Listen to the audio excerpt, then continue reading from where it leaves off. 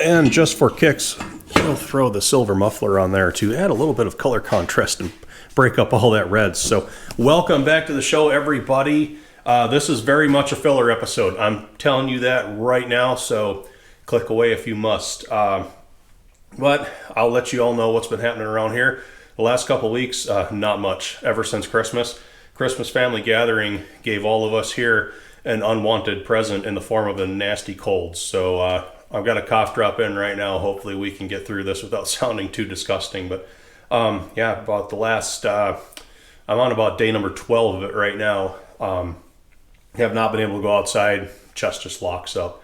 So we haven't been working on X231 because the next thing we need to get into for that is rear wheel hubs. Take them outside, clean them up, and then start to look at rims and wheel centers for the back end. That's going to be a lot of cutting, grinding, more outside work, and I just haven't been able to do it. So the one good part of that is forced me to look at the Farmall H again. I started reassessing the sheet metal that we sprayed last, and it's finally to the point where it's dry, it's cured, you can handle it, you can do whatever, and it's ready to go. So everything's fitted back in place.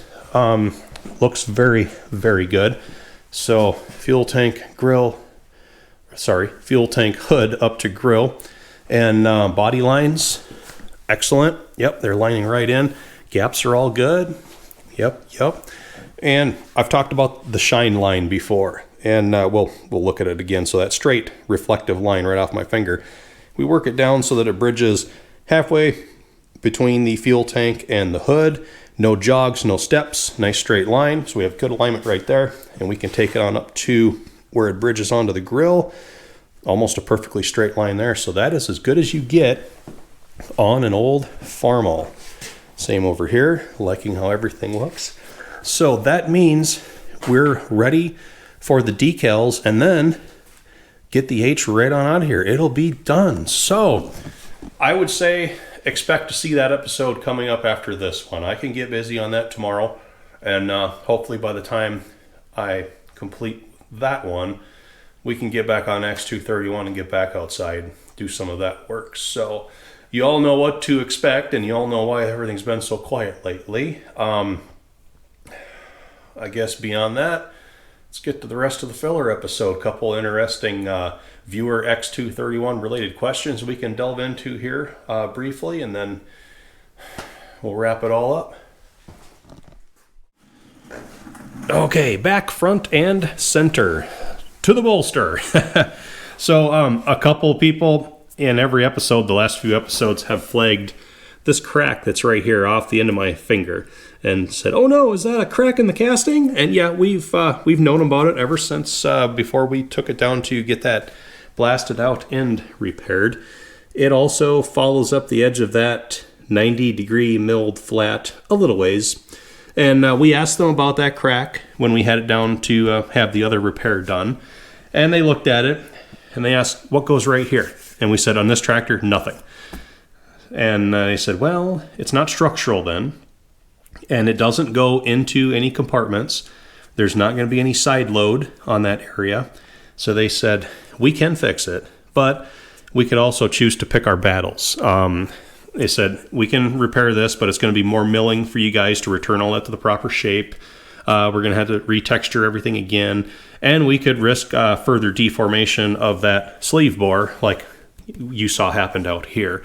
And we decided just to leave it, just to let it go, not try to let perfect be the enemy of good. And they were fine with that as well. But interesting story about how I think that happened. This tractor, of course, had ran into a lot of different things, and they either hit that edge with something head on and caused it to kind of crack like that, or if you go by like this old witness mark right here, it looks like they had been bolting like open loop chain links onto the bolster, and this would have been like where the next cross link came through and mashed in really hard right there. And I think they were actually like trying to pull things in a very rough manner in reverse with this tractor. We've even got a bolt hole that's a little bit flogged out right there, like they were doing it down there. So they could have cinched a chain link up against that pretty hard, cracked it, or they could have ran into something, or who knows at this point. But that's the story behind that crack, and doesn't bother us at all. But yeah, what is supposed to go here on a Minneapolis mulling tractor? X231 didn't use anything, but it's there for a reason. Now, for answers, we will look at this other archive photo. Now, this is another prototype Minneapolis mulling built very near X231. All right, so here's the R&D shop in the background in Hopkins. And the reason why we know this is very, very close in line to X231 is it has the same raised center hood as it goes on back, the same style front grille, and on the back of the picture, and we have a X2 blank 8, which would have been the serial number, and this is also January 1955, same year, same month and year as X231. So this X2 blank 8, that has to be X228. All right, so this one would have been 228. We already know of X231, of course, but as I've mentioned before, look in the background of this archive photo. We've got the nose of another tractor that could be an X231 clone just making its way into frame. And our other side shot of X231, in the background again, there is the side view rear quarter of another tractor. It looks a lot like what I'm assuming is X228. So it's not that much of a stretch to think that we could have had X228 and then 229 and 230, and then finally X231 all in the shop at the same time. And then that takes us further down the rabbit hole, because I start to wonder, is this possibly the 445 utility model prototype? Because the 445 utility tractors were placed lower to the ground like this. They had the smaller rear wheels. They had the adjustable width wide front axle.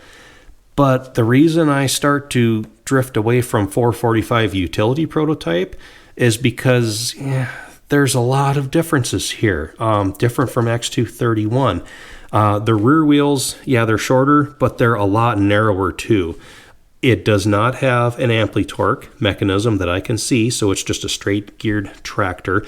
And it also has the original earlier style horizontal valve-in head type engine arrangement, whereas they turned X231 into an overhead valve engine for a little bit better performance.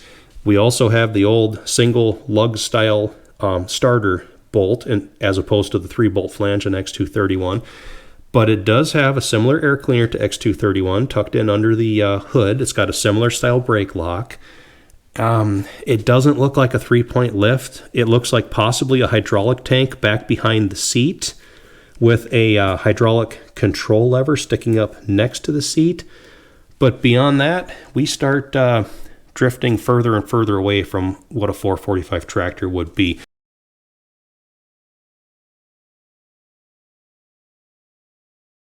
But now that we're done with the rabbit hole, here's what they used that milled flat for on the front of the bolster right here. On those wide front equipped tractors, the front bracket for the main pivot for the axle beam utilized that flat milled space with 4 bolts.